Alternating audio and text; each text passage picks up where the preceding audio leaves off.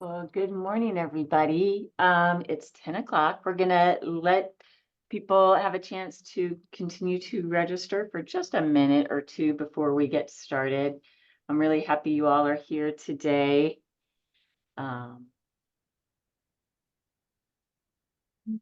Morning.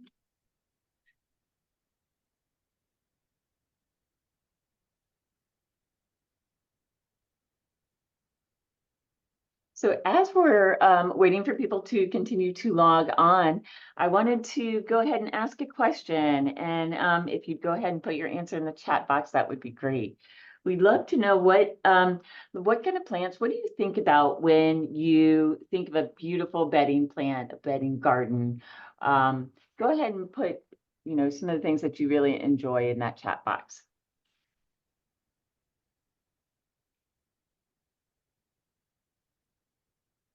And I think we're slowing down as far as people registering. So I see some great answers, color and wild coffee, pentas, lots of flowering plants. And we're going to go ahead and get started then. My name is Claire Lewis. I'm the director of the Florida Friendly Landscaping Program, and I'd like to welcome you today to the Florida Friendly Landscaping Professional Webinar Series. Today's special edition webinar is creating show-stopping landscapes and having success with bedding plants with Debbie Mola from Disney. You'll notice your microphones have been muted. And what we're going to do is we're going to close the chat in just a little bit, and we ask you to put all your questions in the Q&A box for this presentation. It's a little different process, but it really helps keep everything organized for us, so we make sure we answer all your questions and we don't miss anything. This webinar has been approved for FFLCP, LIAF, FDAX, and DBPR Landscape Architecture, as well as FNGLA CEUs. It's approved for one CEU. And in case you haven't already signed up for that, if you need a CEU, the fee for that is $15 to administer that CEU. And we will, today is Thursday, so usually we do these on Tuesdays. By Monday, we will have those CEUs submitted to your licensing agency. I will put a link in the chat box in case you haven't signed up for a CEU and you are still interested. Otherwise, these webinars are completely free. And this is part of a monthly webinar series that we are holding. So our next webinar will be next Tuesday at 10 a.m. and that is September 10th. And it is learn what to watch for landscape insect updates with Dr. Adam Dale. Also, just to remind you, you'll see a survey invitation pop up. Please go ahead and take a moment to fill that out at the end of this webinar. It really helps us determine what educational programs to offer. And Tom and I will be developing that schedule for next year coming up in the next month or so. So your thoughts are really important, especially at this time. We'll be taking a look at those. And with that, I'm going to turn the screen over to Tom Wickman to introduce today's speaker. Claire, thank you so much. It is truly a pleasure for me to be able to introduce our speaker today, someone that I consider to be a friend, and I've known her for a very long time. She's an amazing horticulturist and a wealth of knowledge, so I think you're going to have a great time hearing her presentation today. When you think about color, when you think about bedding plants and show-stopping displays, my mind automatically goes to Disney, and theme parks. And that's kind of, why I'm so excited about hearing Debbie speak today. So, I think probably many of you may be in that same thought process. So, like I say, I'm so pleased to be able to introduce Debbie today. Let me tell you a little bit about her. Debbie Mola Mickler has been part of the Disney horticulture team at Walt Disney World since 1989, celebrating 35 years. Throughout her career, Debbie has worked in many aspects of Disney horticulture, including green set design, interior plant maintenance, and nursery production. Debbie's current role is area manager for the Walt Disney World Nursery. Debbie and her team provide award-winning hanging baskets, topiary, and specialty displays throughout the Walt Disney World Resort and beyond. Debbie's called upon often to do presentations for garden clubs and horticultural enthusiasts, showcasing Disney's horticultural specialties. Though her love for plants and Disney's horticulture, she has developed a passion for Disney's horticultural heritage. Today, Debbie is sharing her knowledge and experience to help us all have success with bedding plants. With that, I'll turn the floor over to Debbie Mola Mickler. Thank you, Tom. I really appreciate the wonderful introduction. And I always have to say, when I first started at Walt Disney World, because I am celebrating my 35 years this year, I'm so excited. I was learning, and I was learning constantly when I first started. Now I have a story to tell. My book has been written, I always say. So many stories to share, and so much plant knowledge to present. And so I'm very excited to present this presentation today. And I want everyone here to really think out of the box when you're designing gardens, whether you have a client, you're doing this for your own personal space. If you have a notebook with you today, maybe get a piece of paper out and a pen, because I'm challenging you to really think about design in a different way. So at Walt Disney World Resort, our theme statement or storyline is our starting point when we design our flower beds and gardens. It sets the stage and complements the architecture and plays an important part of the show. And we do follow theme statements that storylines that have been written by our landscape architects and show writers, because we want everyone to feel very immersed, no matter where they are at the Walt Disney World Resort. So that I would really like to show you two distinct pictures here. We have the France Pavilion at Epcot and also the Japan Pavilion at Epcot. Two totally different landscapes.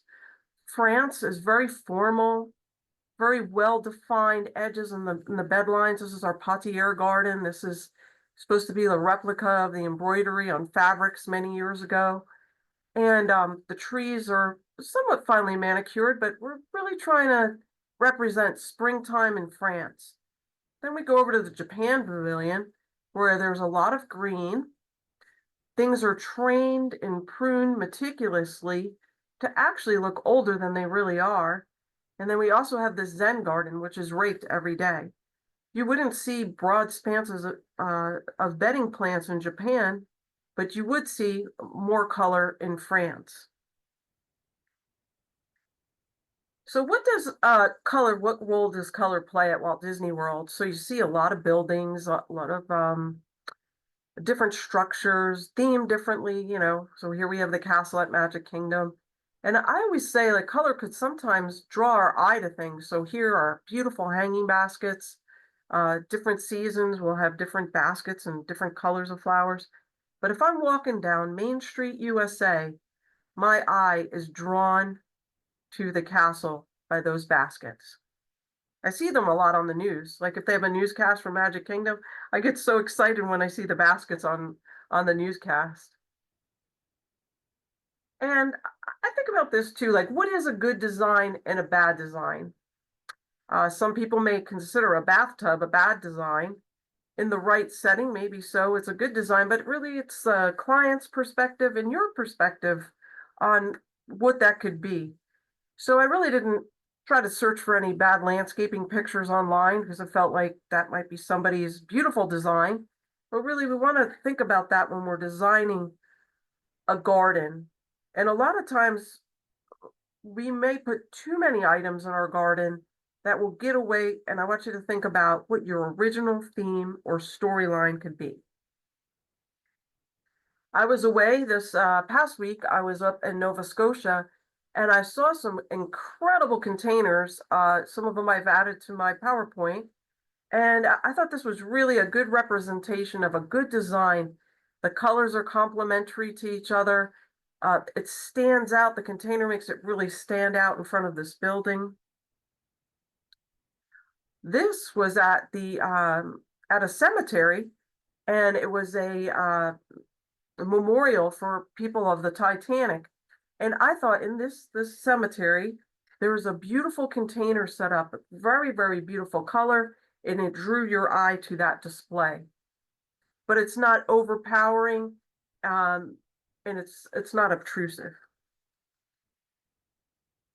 I thought this was a good representation. This is a good example of theming because we have the barrel there under the spirits of wine and some of the draft beers, different beers that they were selling. I thought it was a good representation of design. And then also there was a winery I visited and they had some beautiful barrels out front. And I loved all of those really good complementary colors. When you're designing too, you want to make sure you're designing where everything is not at the same height. And if you're designing something against the wall, it's always our rule of thumb. When you're putting a design against the wall, you're not going to make it all around. You're going to leave it flat and one-sided, almost triangular in shape. And then when you do a container all around, you're going to focus on the taller plants in the center and then layer that down.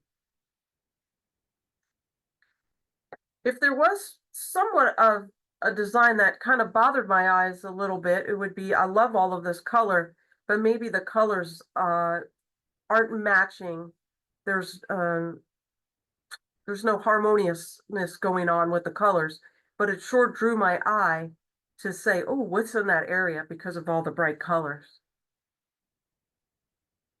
So when you're designing your flower beds, I do this a lot. I keep good records. And then I think about how is that design going to be maintained to preserve the design intent. So here we have one of the Mickey florals. I believe this might be the one over in France. Will I have the team to be able to maintain such an incredible design for the long haul?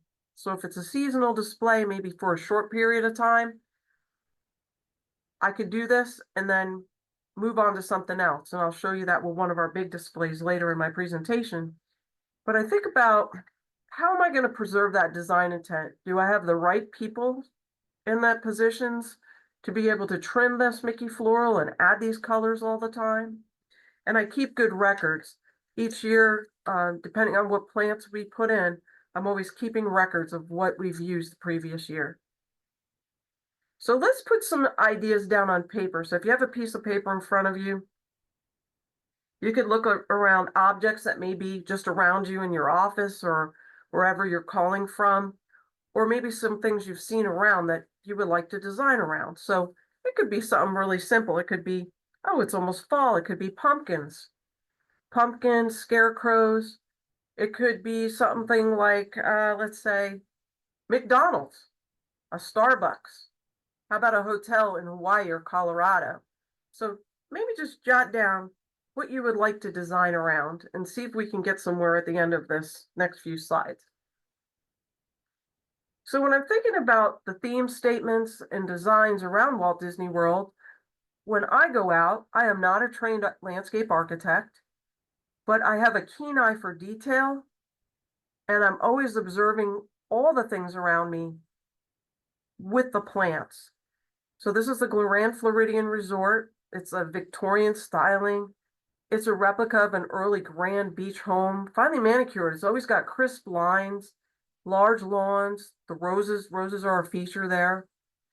There's a lot of large native Florida specimen trees. It's got tight bed patterns. The colors complement the red roof of the resort. And this is important because in our theme statement, so if you're writing something or you're doing your design on your paper, think about the colors that you're going to use, and you will not really deviate from those colors. Those colors are going to complement the surroundings. So here we use burgundy, pink, roses, and pastels. We try not to use any yellow or bright orange.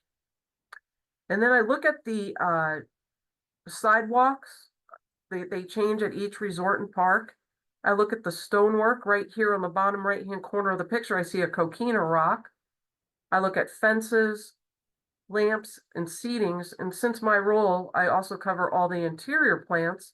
I included a picture of the lobby atrium area because a lot of times when we select plants, they need to fit the era of time that that area is trying to represent. So the Grand Floridian is past time, it's not present time.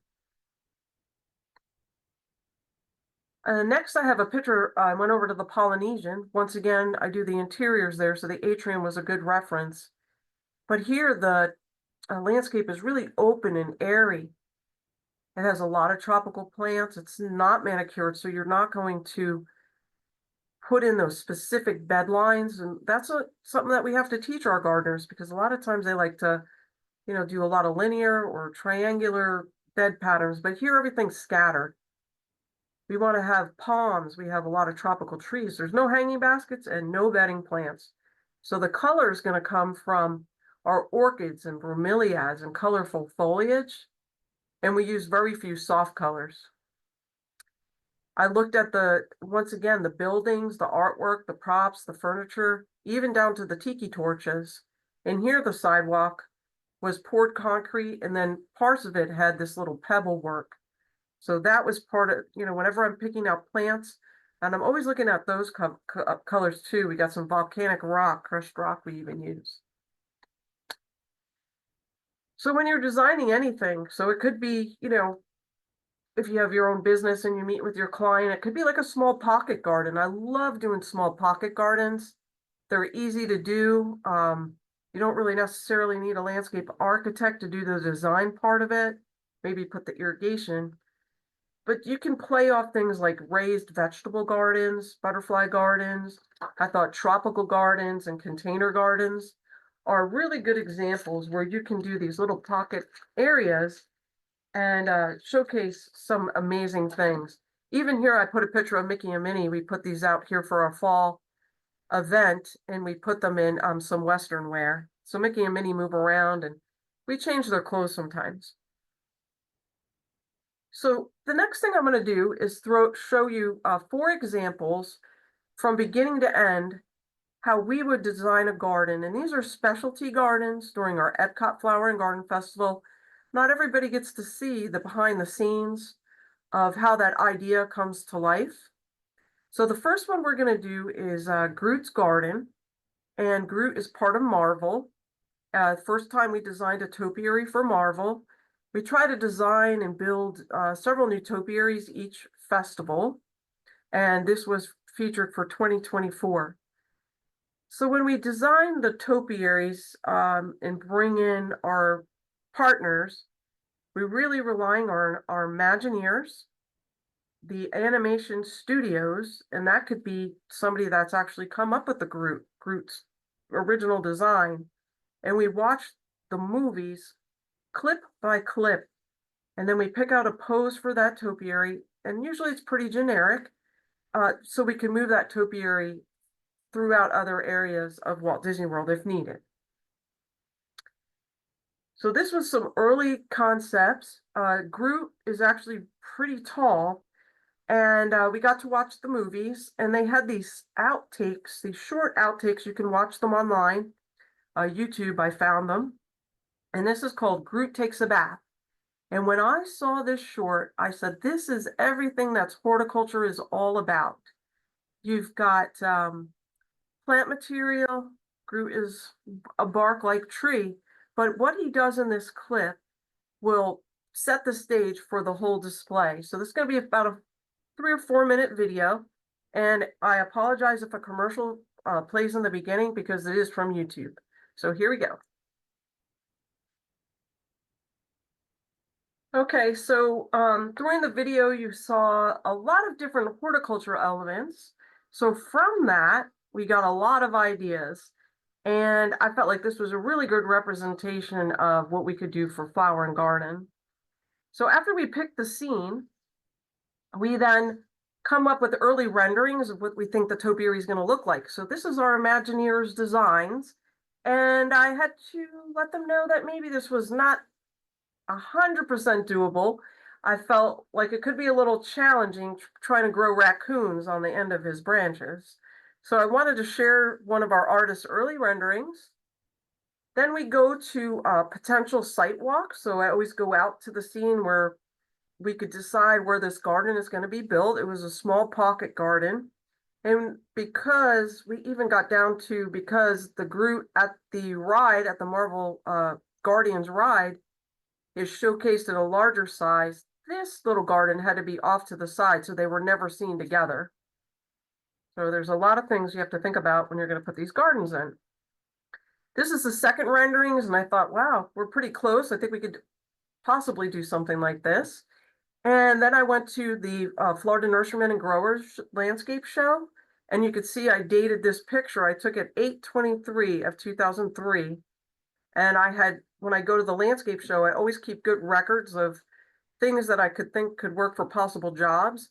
So the concept came out in June. I picked these, I saw these plants in August, and then shortly after that, we bought them, and then we asked them to leave them fluffy, because in these pictures,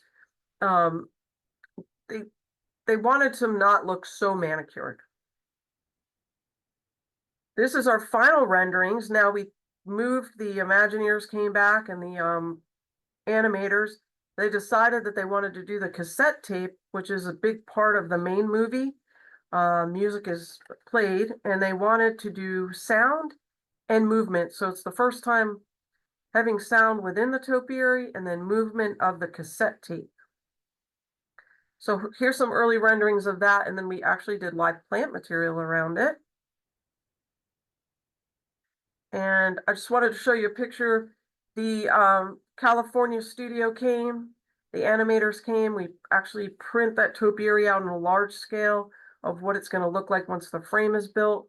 And then once that we decide, we get the green light, then it takes several months to build the frame and then the put the plant material on. So this is the architectural engineer's design of what the topiary is going to look like, and we work along with them.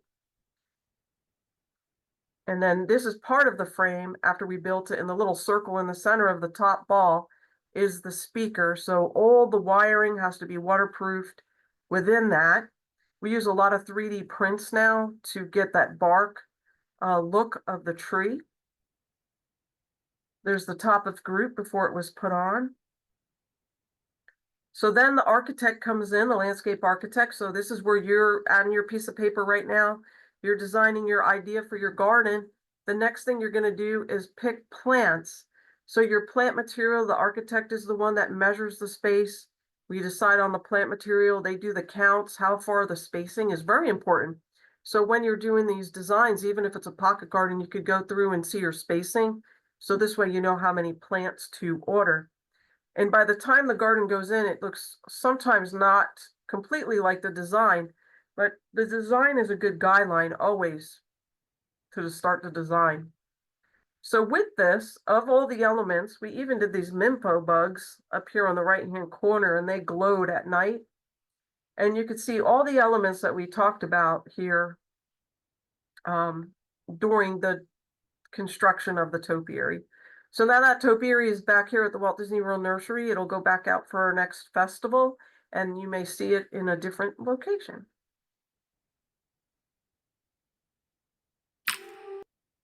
Okay, the second garden I want to talk about is Smucker's. Smucker's, we do partnership gardens. So Smucker's came in and they wanted to do a partnership on a garden. This was an early just sit down on paper idea. So this is where I'm trying to listen to what the client's request is, working with the architects or Imagineers, but what could we put in this display? And this display was not going in the ground. It was, I mean, it was going, yeah, it was going on the pavement. So you would have to use a lot of containers. We have barrels. We did peanuts in a viewing container. We have grapes here at the Walt Disney World Nursery. So we brought our grapes over during the early season of the festival. When this first went in, we actually had to hook faux grapes onto the grapevines because the grapes didn't come out in time because our festival starts in March. Here is the secondary design. So the first is the design that I keep in my office, my paper design. The second one is the client design. So whenever we provide something to the client, we're always giving the space, putting the space there. And then we want to add some of those pictures of some of the things that we can do. And this really is a good selling point to the client for the final design. Here was the final design, and they really focused a lot on signage. And like the first sign, where does peanut butter get its gossip? Through the grapevine. So these cute little signs throughout this space. And they gave away the Uncrustable sandwiches on certain days during the festival. And this garden may come back in 2025 and it may be represented in a different area. But thinking about color, the focus of color for this was purples, reds, grape jelly, was our main focus. So the color scheme fit in with that very, very well. This garden was all about orange. So our client is the Off Company. They do bug spray and they love orange. So whenever we do a garden for them, all the elements are in that color. So this was this year's display for 2024. We did some flower towers in orange, an archway in orange. We even brought Forever Lawn, faux turfin, had an emblem made for the center of that in orange. We even have a canoe because we thought, well, the area still had to have a theme or a story. So the great outdoors was our story. The canoe is in place. We have some prop ore, some bicycle flats there, and it really sells the space well. Our next display I want to talk about is Scentsy.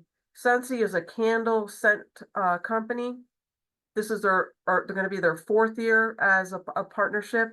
And this is not an in-ground display. This is on our main bridge to World Showcase at Epcot. They love the idea of having their own topiaries, but we do not use characters on a company that would come like this, Scentsy, because they don't have a Disney approved character topiary. So we're going to be doing we did butterfly topiaries there. This was some early, once again, just sketching it on paper. Even if you're not the greatest artist, you could still sketch it on paper. You don't necessarily have to share it with anybody, but how could you pull this design off? Each year they decide on 3 different scents. And the scents, you flip this lid open, and then there's a little disc that goes inside there. A fan blows on it, and you can smell these different scents. So this is citrus here. So all the containers around citrus would be orange and yellow. All the containers, say, around fresh or floral would maybe be blues and pinks. And that's decided on early on. And then we have a great group of people here, gardeners, that help select those plant materials. So here's, we even sometimes break it down. We'll take a picture of the topiary or containers, and then we do a recipe on the containers. This really helps out for when you're going to design your containers. And then you can go in here and do like a little grid. And then you could put how many plants or trays you would need for each one of these grids.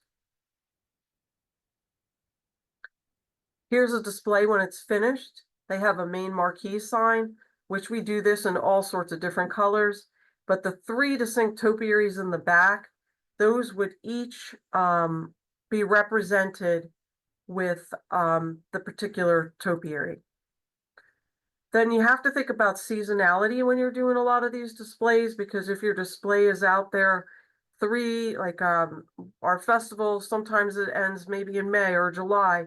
The seasonality of the bedding plants is so important. So that's what I'm sharing with you today, is I'm sharing a quick sheet on seasonality of bedding plants and some bedding plants that you can pick. But here, this is a good representation. These flowers would come out. These are violas. And then once it gets a little warmer, we're going to put our summer crop in, which would be marigolds, which I'm showcasing in this one. So we are guardians of the first impression. So let's talk about color real quick. So factors such as design intent, site characteristics, and time of year are taken into consideration when making color selections. Identifying the seasons of peak performance of crops is really essential to meet the goal of our year-round color. So historical records and results have yielded very valuable and sometimes surprising information on the seasonality of bedding crops. So All American Selections is a great group of people that have trial gardens. Universities all across the country have trial gardens, some botanical gardens. We do not have a site-specific trial garden right now. We're doing more long-term perennial plant trials because all the breeders out there, they have such great information for us. Where do I get my ideas and inspiration for flowers? Oh gosh, anywhere. On my phone, right? Google, Pinterest, landscape shows, books, magazines, garden centers. Local garden centers are great to find what new plants are out there. In blogs, I follow a lot of different blogs. Each season has its top choices, so start with the basics. If you don't have a lot of experience working with bedding plants, really go to the basics. So right now here in Central Florida, coleus is our go-to fall color. History of bedding plants here at Walt Disney World is started in 1977. There were not many growers in Central Florida at the time, so it allowed us to review specific cultivars before using them out on show, because if we put them out on show and they decline quickly, we would need another crop. We use so many annuals and bedding plants here at Walt Disney World. We rely on outside growers to grow those crops for us. So two major tests were done at that time, one for cool season and one for warm season. And the goal was to improve the landscape selections of bedding plants that are showy, have extremely long bloom periods, minimal maintenance. So like if flowers are dying, they're not staying on the plant, they're falling off, and are disease resistant in Central Florida. And we get warmer and warmer here each year, so we can push the envelope with the seasons. I wanted to show this. I thought this was so fun. We did a heat tolerance test on this super petunia. Traditionally, petunias last until about March or April when it gets really warm. But this petunia is the go-getter. This was planted in December of 2023, and we just took this picture out in the garden. I mean, out in the greenhouse. We saved a few baskets.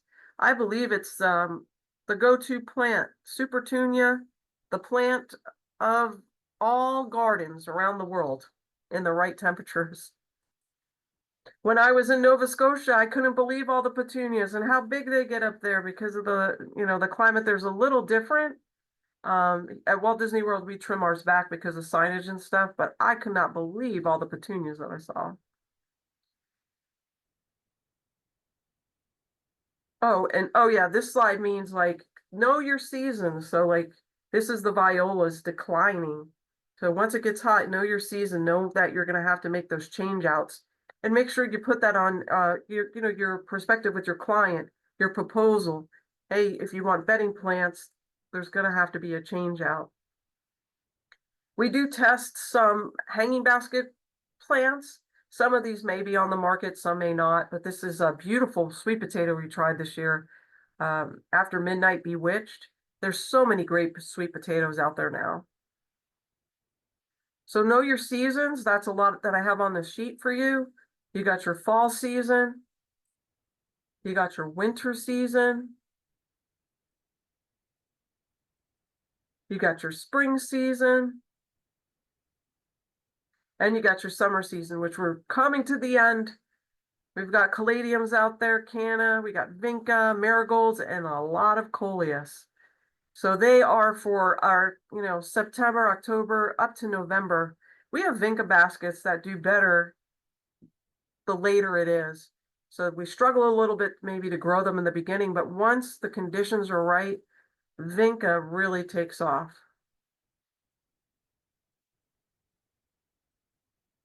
Okay, so I want to cover this, like know the language is very important when you're purchasing your bedding plants. The calendar here is by week. Each week has a number. So when I'm looking to pre-book plants or see what's available, I have this calendar on my desk because that's what the growers are going by. These calendars are readily available through a lot of the growers, or you could probably just buy one online. And then I'm looking at my week. So if I was looking at the calendar today, we're into September, the first week of September. So we are at week 36. Also, know your vegetables, because we plant a lot of vegetables for flower and garden, and we want to know when to sow them and when to grow them, and winter's a hard time to get some vegetables to grow in the greenhouse to get them out for flower and garden. So this I got from the Fresh from Florida magazine. It's a great resource, has a lot of good information. And if you're pre-booking, I have pre-book and called off the shelf. So pre-book is what we do almost sometimes up to a year in advance. And I get availabilities through a lot of companies. I take the email and I put folders so they automatically go to that folder. It helps me so it doesn't jam up my inbox. And I always know, like today, I went to 3 different vendors today in that inbox for availabilities. I'm going to look at the week I need the plant. So I'm going to go to my calendar and say, okay, week 46, I'm going to need some geraniums. What's going to be available? And then I'm going to see down here, 105. Pre-book fast, because it's like the stock market. If you don't get it, like you're on the phone and they're selling things so quickly, you may not be able to get that. So as soon as this comes out, if you need to pre-book anything like 6, 8 months, 10 months in advance, use that. Then this is off the shelf. I call that contact fast. Things are going quickly. So this is one of our local vendors. They have a great information on theirs. They have the minimum order, delivery fee. They have everything written out. What I like is they do little notes on the side of the plant. So if, say, bush daisy, 1 gallon, color, special. Where there's one here, it says fern, foxtail, 10 by 10, nice. I like when I see availabilities like that where I get a little bit of notes. That's going to help me make a decision quickly. So once again, I'm looking at their weeks. They have their weeks on the top. I'm looking at the availability. I'm placing my order quickly through an email, or if this is a lot of times, maybe even a phone call or a text. And then I decide on the delivery date. Sometimes it's the next day, 3 days from now, it could be the next week, but I want to get that down as soon as possible. And each vendor has its specialties too. I always like to bring that up. So this is our crop report. So once we get things ordered, we have what we call a crop report. And this would be great if you have a lot of flower beds, if you have a large business and you're doing a lot of flower beds, for a few companies, you could do this crop report. It's the scheduled date of delivery when you're going to get the bedding plants in. We name our beds. So, maybe it's a community or somebody's home, you can put their street. The product, we try to use both common and Latin names and varieties. You got to really put the specific varieties that you're going to get. Vendor, I can't share that on here. Then you're going to have the pot size it's going to come in. That's important for the gardener in the field. Amount needed and amount ordered. Because I may need 8,000, but the vendor can only get me 4,000. So then I'd have to do another line item and then pick another crop. This is this is so useful, this paper.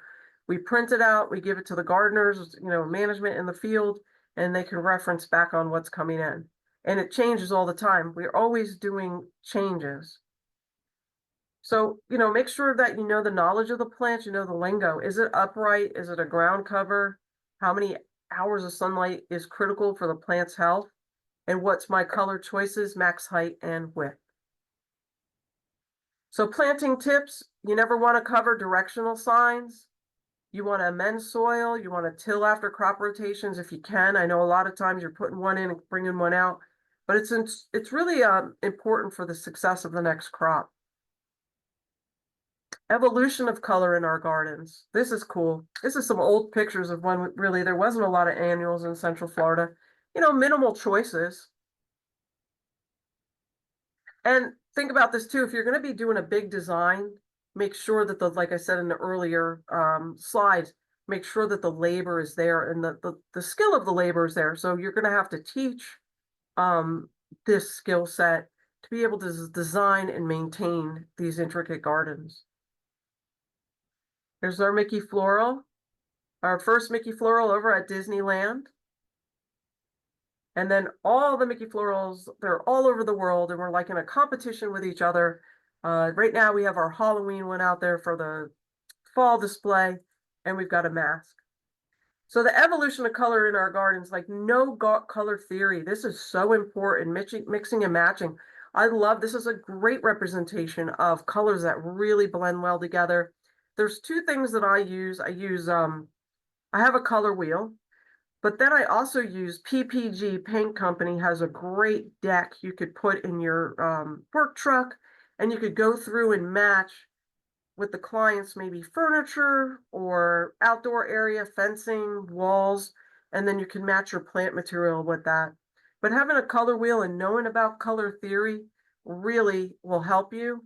But over time, this skill is gained. So I've gained it over time. It wasn't something that I had early on in my career. This is a garden that I saw, a botanical garden, and I thought, wow, they've really got color theory right. All of those reds and dark burgundies together really all play so well with each other. Gave me some good ideas. I thought this was another one too. Not here at Walt Disney World, but a good representation of yellow and red, like two different contrasting colors, really make that red pop. This hanging basket, the purples and the yellows, oh, I just love it. This just is springtime to me. Easter, springtime, just a beautiful, beautiful basket. This one we grew, and I say it didn't excite me. It did not excite me at all. We didn't even put them out on show. I just felt like the colors really weren't vibrant enough or mixed enough. They weren't very harmonious. But then we did this mix, same red, white, and blue with the scaviola and some red vinca, and I love it. I love it. And as the baskets got bigger, it just really just stood out. What an amazing show it put on. When you're doing 50 to 100 of these baskets at a time and they're all blooming, just so beautiful. This too, I thought, like even thinking about specifics, so this is a woodsy, we were trying to get like a spicy, woodsy kind of container using the silver of the foliage off that dark burgundy of the petunias. Really played well with the display we were going to do. We even do props behind topiary, so that makes it pop with our color theory. So this is figment. The bed, this is early on, so the beds aren't really grown out yet, but the topiary flowers behind it it just draws your eye to that display. And seasonal. So this, announcing the seasons in Florida is hard, especially when it's 80 to 90 degrees outside. And so this is late August. We put the fall display in Magic Kingdom, and we use props, pumpkins, garlands, and we are part of holiday services too, so we work together on this. And then our plants make guests feel maybe that's not it's fall, so we're using a lot of coleus and sweet potato this time of year. And then during the holidays, it would be poinsettias, petunias, and geraniums to announce the season. I always think out of the box. If you want to do color with low maintenance, let's go do some drift roses or bromeliads. Oh, I love bromeliads in the garden. Duranta is a great bedding plant that we've been using. We use Duranta a lot for edging and accenting, making things stand out. Thai plants, tropical foliage, caleniums, and perennial peanut this year is just blooming all over Central Florida, even where I live in St. Cloud. I can't believe it. In the median of the highway, it's blooming right in that the median, and I thought that's what a great accent of color. So when you're doing your color in your flower beds, think about the maintenance. Like, are you going to be able to maintain that with your teams? And with a lot of things like sun patients, once you get them in, you could leave them there until they get too big. We shear ours. We use head shears on ours to shear them out down at certain times. So think about that too. If you're doing a hotel or an entrance statement, is it going to be acceptable with your client for you to hard pinch or prune or shear the flower bed? And this is last part of my presentation. We got several slides. I wanted to show you what it was like to plant the flower bed. So this flower bed in particular is our flower fields. This takes sometimes between 50 and 70,000 bedding plants. We planted over several days, but this is all turf beforehand. So there it is. Over the summer, we got the turf. That is one hard thing to do, is cut turf out to create a flower bed. So they cut the turf out. And we have mobile teams. So mobile teams work just on the flower beds. This is the inside of their truck. I wanted to share how organized this is. It's called the system of 5S, and everything has its place. So if I went back to this vehicle and a tool was missing, I most certainly would know before I left the scene. Because I've done that in my own yard where I've left the blower out, and then next week I'm like, oh, where's the blower? Oh, I left it outside. When we do big beds, we shut off the irrigation the night before. We load our flowers on mobile carts, and we may need to punt at that time.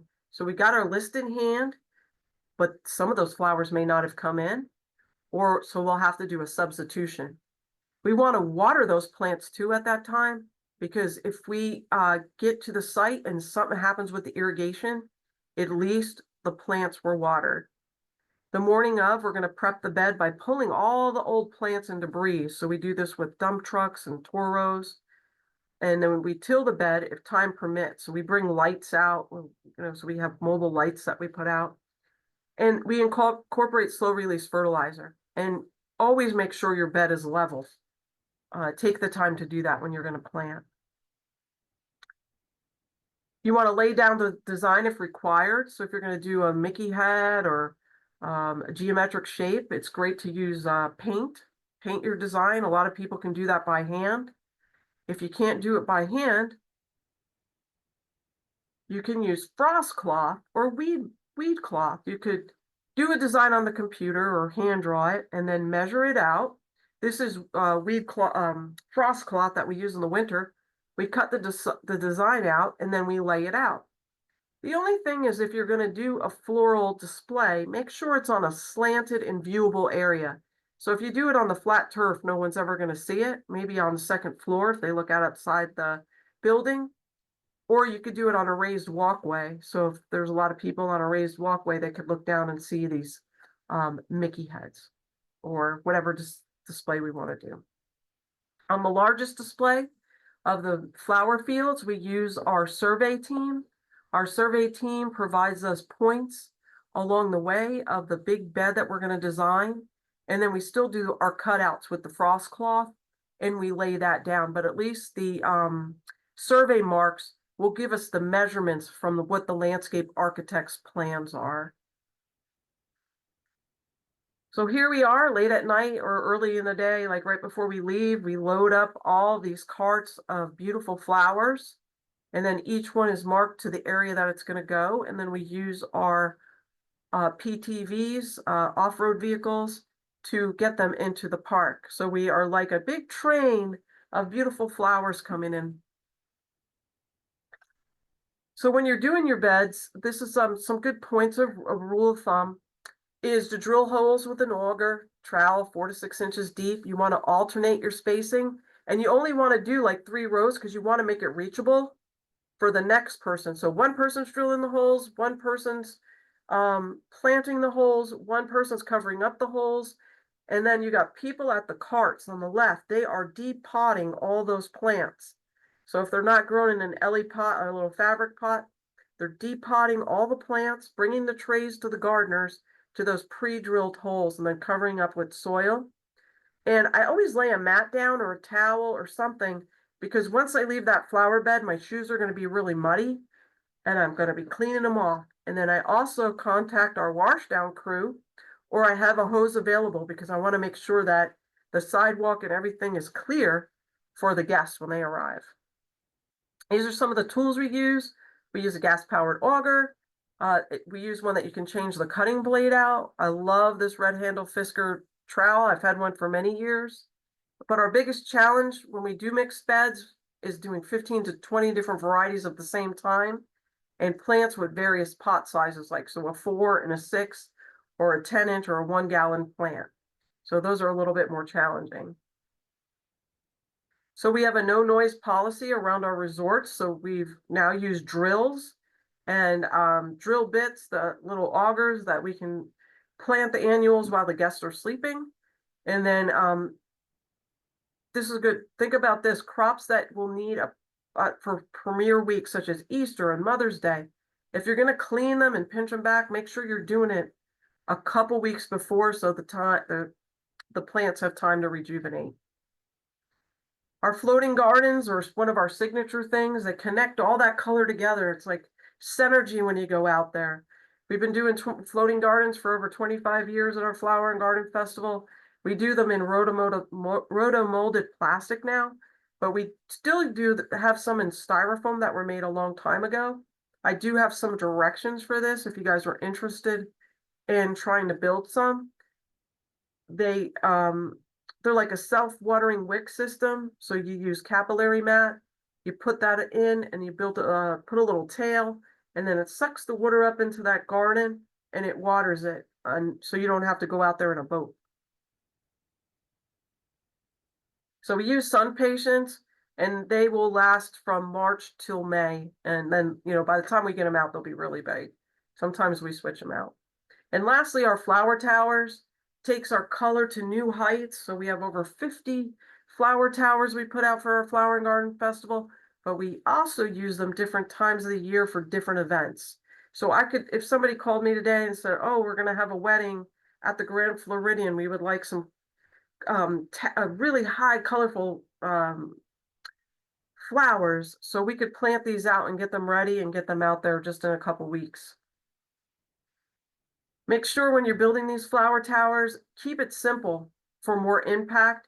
When you start using a lot of different colors or plant material, what happens is you lose that really, like, when I walk out, that's all I see kind of feel.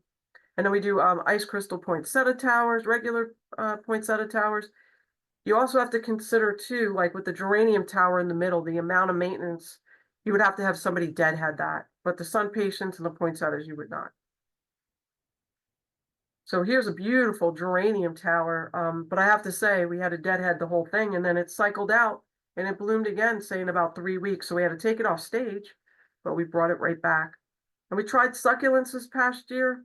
I think I'm going to do them again, but these particular ones did not get enough sun, but they still look pretty. So lastly, our hanging baskets, like I said, provide us a lot of color. And, think about containers when you do your designs. I think about, could I do that design on the pavement with containers or without, and then use props, or maybe some props, or, that could be lawn furniture, with turf and then flowers around it. So that is it for my presentation. Thank you so much for joining me today. I really appreciate Tom and the group calling me. Things like this I look so forward to. And if there's any questions, maybe Tom, that I could answer. Fantastic, Debbie. Thank you so much.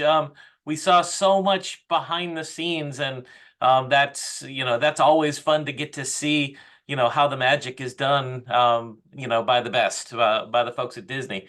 Yeah, I've got a few questions. We'll start first with one. How often are your container plants replaced?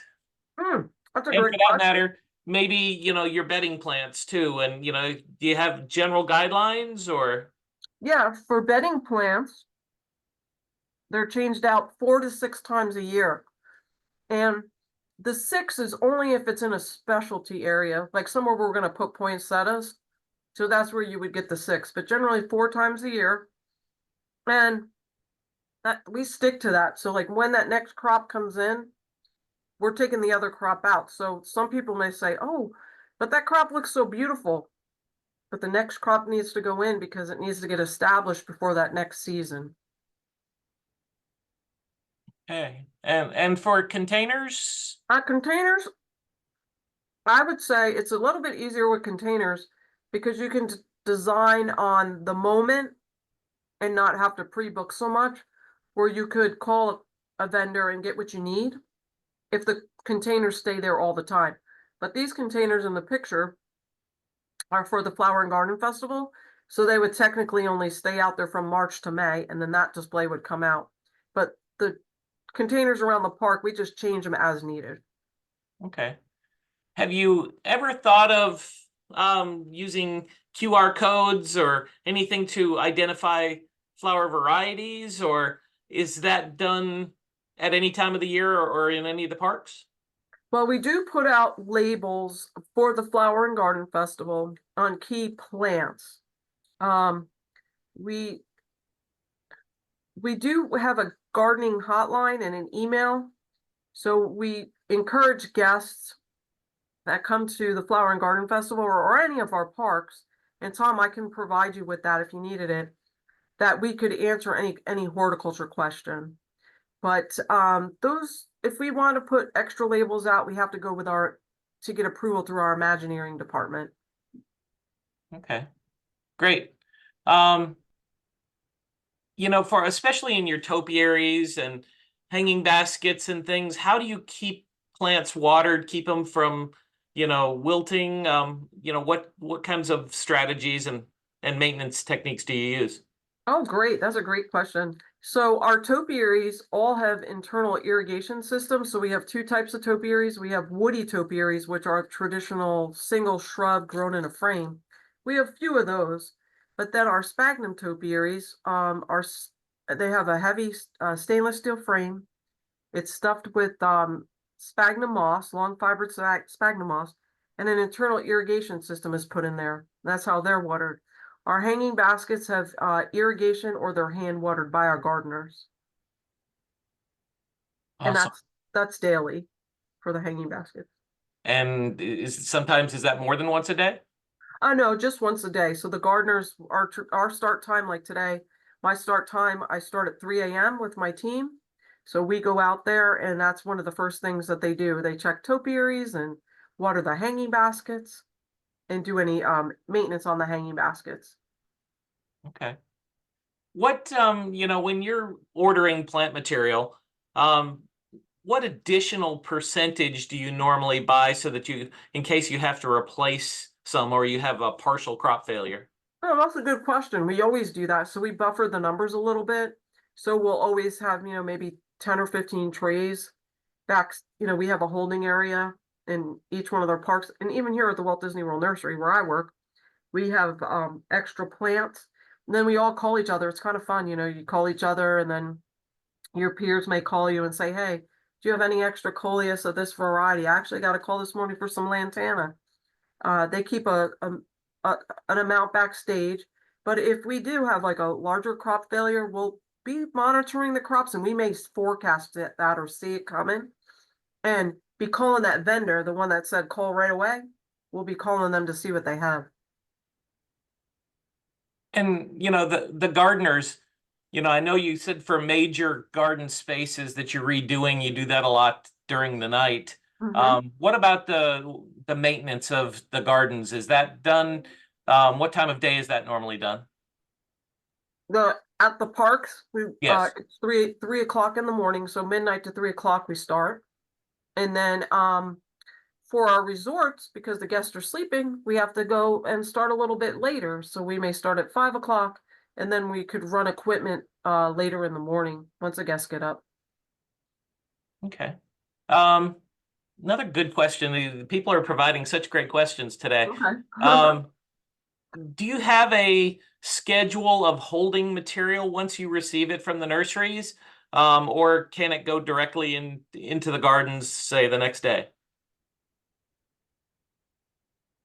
I think I understand what you're saying. So when we get a crop in, sometimes the crop is still on the carts. So it's off the truck and then it goes right into the garden that night. Okay. No particular holding time that you adhere to. Okay. No, but a good way to look at it too is we want to make sure the crop looks good, because if it doesn't, then we got to figure something else out. So there's always variables. We call it punting. It's like we're punting today, where we have to figure something, maybe the flowers don't, maybe the plants don't have enough flowers, or there's not going to be enough. Maybe there was a shortage, so we'll always have to punt and figure something out. Okay. I know you've heard this question before. Uh-huh. What happens to all the material that when they're pulled out of the gardens? Oh, well, that's easy to answer now that I can tell the story. There's a lot of guests ask us those questions, but the flowers that would be coming out are the flowers that are going out of season. So the annuals would be dying anyway at a certain period of time. All of those go to the landscape dumpsters, and then that gets made into compost. And that's nice to be able to recycle, any discarded material. So I think that's great. Yeah, actually, I have some soil here that was originally planted somewhere here on property that I'm using right now. Let's see. So they said that they need height in their containers. How do you accomplish the Sun Patience towers? Oh, okay. The sun patients are, we always use compact varieties. So like whenever you're buying the sun patients, you really need to talk to your growers. And that's, have a good relationship with your grower. Get to know breeders, because then you'll know the specific varieties of plants. But sun patients has to be compact. What we do is we get them in, probably it'll be coming up here in November. We plant them, we shear them. We shear them once. A lot of people, don't shear sun patients. We tried it, it really works well for us. So we shear the sun patients. They'll be in full bloom when they go out. And then during the festival, we do a little light shearing on them with head shears. Okay. Do you mulch any of your bedding plants? No, we do not. We go in hand weed and scuffle hoe and cultivate. Okay. If you did, is there any mulch you would recommend? Have you ever in any of your parks, or is that just not something that Disney does? Yeah, well, we use mulch, but it's not in the flower beds, but we use fine pines. We want things to look natural, so fine pines, but the Polynesian wouldn't have fine pines, that's tropical, so you would use like the volcanic rocks or pebbles and things like that. So it depends on the setting. So like say Fort Wilderness, that would be pine straw. Okay. And so it all fits with the design. That's Yeah. awesome. Uh-huh. How many gardeners, and horticulturists are employed by Disney? Well, Sorry. yeah, we have different labor pools coming from different areas, so I can't give an exact number, but for here at the Walt Disney World Nursery, for production, I manage the greens department, interior plants, topiaries, hanging baskets, all of that. I have right now about 30 people, but then that will get to about 50, maybe close to 60 once we get into the flower and garden production. Okay. And do you ever use outside help? You mean like if people wanted a part-time job? Yeah. Well, I think, do you contract out, like to other landscape companies or anything to help you during peak times? Well, yeah, there are contractors here. Yeah, so they do our roadway, some of our roadway maintenance. They do jobs, like big jobs that we have to do. So yes, we do have partnerships with some contractors for sure. Okay. Interesting question. Do you use volunteers at I the, wish. at the gardens or at the nursery? I wish. I wish. Well, due to safety reasons, unfortunately we can't, but I wish. How's that? I meet so many nice people, so many neat people. I really do that would just love to come here and, spend the day in the gardens or something. I know you've had a lot of experience working with the master gardeners, all over Florida, Oh, for yes. many, All those many years. years, and Yes. they are amazing folks, and they do a lot of great things for us. Yeah. Let's see. Last question I've got. Do you also work on the Christmas trees in the hotels? Do you do any of that? No, well, our team does, like our team is horticulture and holiday services as part of that. So they do, but no, I only deal with live plants myself, but our team, other people in our team do that.